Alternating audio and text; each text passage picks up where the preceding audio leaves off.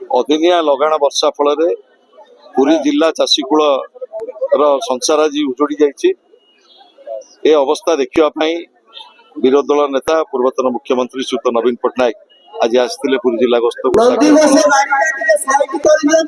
साक्ष्य बल चाषीकूल सहित सीधा सड़क देखिले आलोचना कले।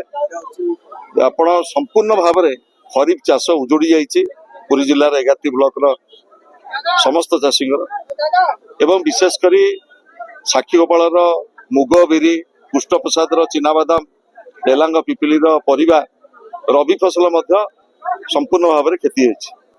आमर दाबी जिला प्रशासन पाखे राज्य प्रशासन पाखे तुरंत खरीफ चाषर क्षय क्षति आकलन करा जाऊ एवं रबी फसल रे जो क्षति होती चाषीकूल भरणा करा जाऊ। मो धन्यवाद जनइबी आज हजार हजार जनसाधारण चाषीकूल आज विरोधी दल नेता नवीन बाबू को दुख जनइछन्ति एवं आमे अपेक्षा करिबु गोटे समय पर्यंत जदि पुरी जिलार चाषीकूलर ये समस्या समाधान न हुए आगको दुर्बार आंदोलन हो। अदिनिया लगाण वर्षा फल पुरी जिला चाषीकूल संसार आज उजुड़ी जाइए। अवस्था देखापी विरोधी दल नेता पूर्वतन मुख्यमंत्री श्रीयुत नवीन पट्टनायक आज आसते पुरी जिला गस्त साक्ष्य बल चाषीकूल सहित सीधा सड़क देखिले आलोचना कले।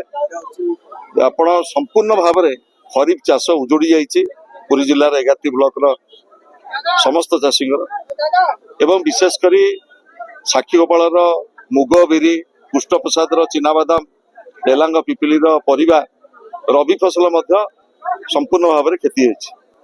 आमर दाबी जिला प्रशासन पाखे राज्य प्रशासन पाखे तुरंत खरीफ चाषर क्षय क्षति आकलन करा जाऊ एवं रबी फसल रे जो क्षति होती चाषीकूल भरणा करा जाऊ।